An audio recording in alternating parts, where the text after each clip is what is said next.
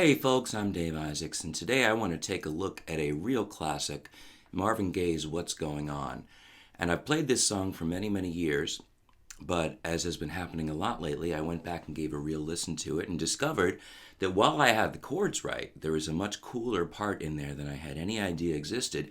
And I have to say, I found this because if you've done any poking around, you may know this yourself, but there are a lot of isolated tracks on YouTube, multi-track recordings of famous songs that have gotten onto the internet, and then people are posting the guitar part alone, the bass part alone. And when you can find this stuff, and you might be surprised how many there are, it's really illuminating and fun to check this stuff out. So look at this. I suspect, now this is my approximation of what I'm hearing in the guitar part, and I suspect that what we're hearing is played with the thumb and a single finger, which is not my usual approach, but it's a very cool sound. And so essentially what I'm doing is just brushing down with the thumb and pulling up with index. So for the most part, the thumb is getting a single note, the bass note, and the finger comes in and brushes two strings, occasionally just one.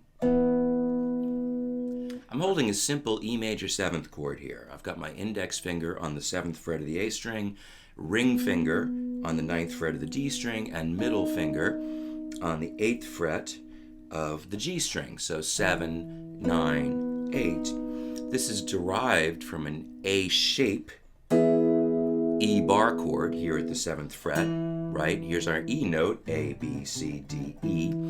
E major 7th, by dropping our octave E to our 7th D sharp, and then just leave off the high note, so we get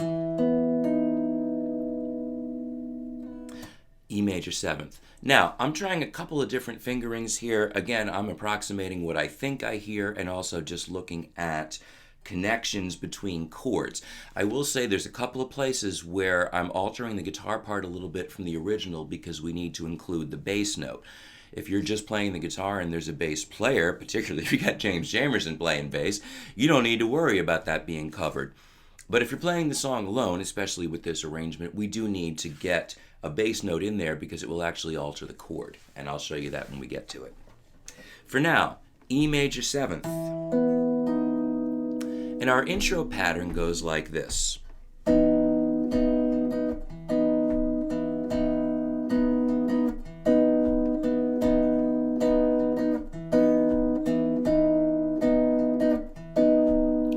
Together, thumb, finger, and then thumb, finger again, but just hitting the single note, or rather the single note with the finger, so we get 5 and 4. So it's 3 strings, 3, thumb 2, and then 2 strings with thumb and finger.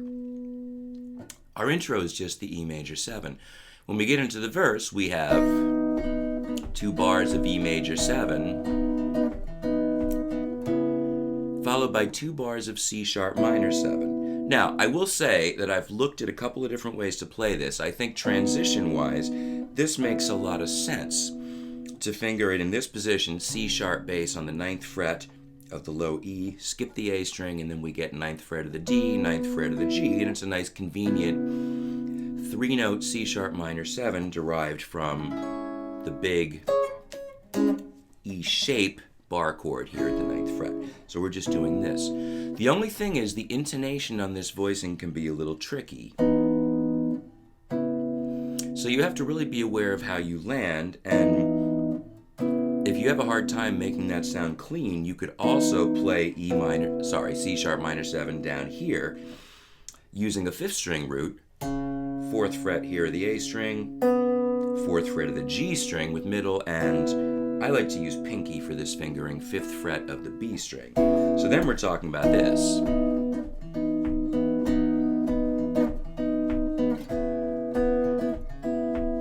Not bad. This is a little closer if we stay here. But I do notice that particularly I have to watch my intonation on that low E. So either one of those is acceptable. E major 7, C sharp minor 7,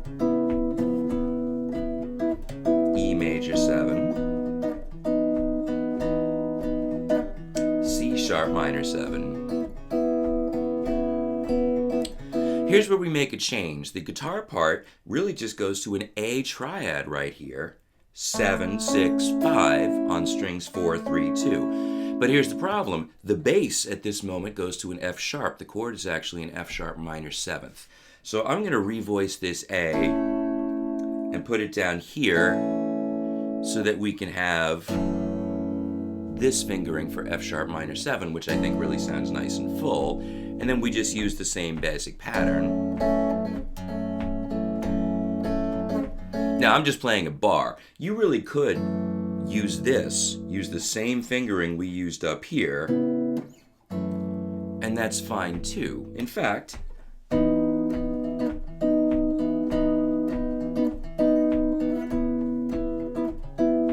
so E major 7, C sharp minor 7.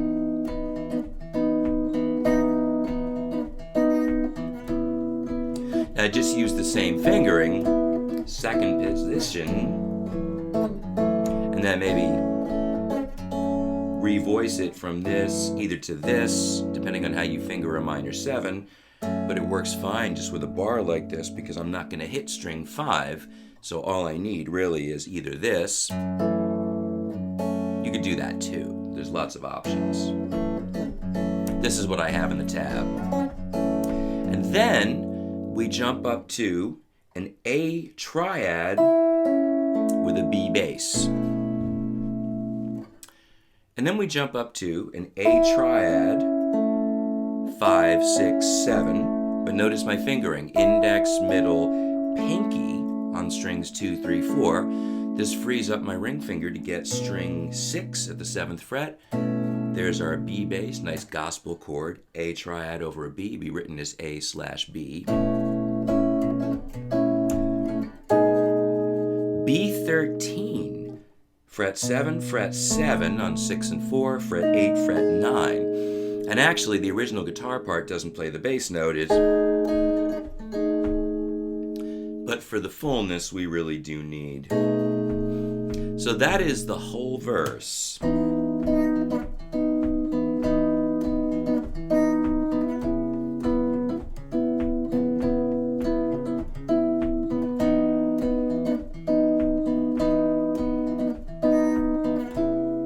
E major 7, C sharp minor 7, F sharp minor 7, and I like this, and then switch.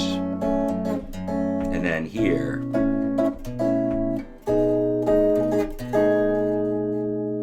Right? It's all there in the tab. You can follow that too. And then the pre-chorus is a set of 2 5s, F sharp minor 7. Now once again, the original guitar just does this. But we're going to do this.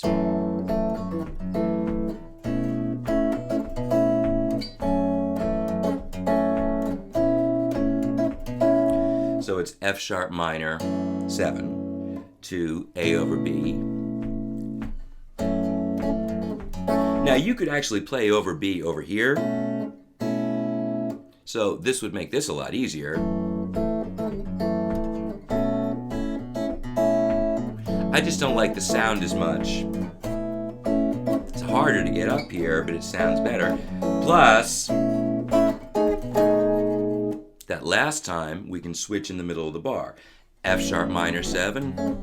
By the way, you might notice that I'm switching some of the time to plucking thumb plus 3 fingers. That's kind of more my norm than the thumb finger brush. And honestly, I'd probably end up doing both over the course of the song. But it's fun to explore these things too and to work out different ways that you can use the right hand fingers when you're playing without a pick. So, pre-chorus, F sharp minor 7, A over B, second time, third time, and then 1 and 2. Notice that change. 1 and 2, E and A. So I'm jumping to the bass note first to make the transition. 1 E and A, 2 E and. Chorus is just 1 6 minor. So E major 7, C sharp minor 7. Now we get a really cool change. The bridge goes to an A minor, a 4 minor. The guitar on the original part is simply playing a C triad right here. But we're going to play an A minor 7, either like this, string 6, 4, 3, 6, 3, 2, or 6, 4, 3, 2, depending on what's comfortable for you. But we're going to go to this, 8 bars, just A minor 7, or just this. Then we're going to go to our A over B again. 2, 3, 4. And that's pretty much the whole song. We go back from there through verse, pre-chorus, chorus, and out. It's not a complicated structure, really. The chords may be unfamiliar to you, these particular voicings, but it's all there in the tab. The right hand technique might take you a little while to get used to, but it's not terribly difficult. And it's a really fun song to play. Something almost everybody knows, and honestly, world needs a little more of this right now, doesn't it? So again, check the tab. If you have any questions, please comment below. I appreciate your comments anyway, likes, all that stuff. Please follow this channel. If you don't, you knew I was going to say that because everybody does. Thank you for watching. I'll see you next time.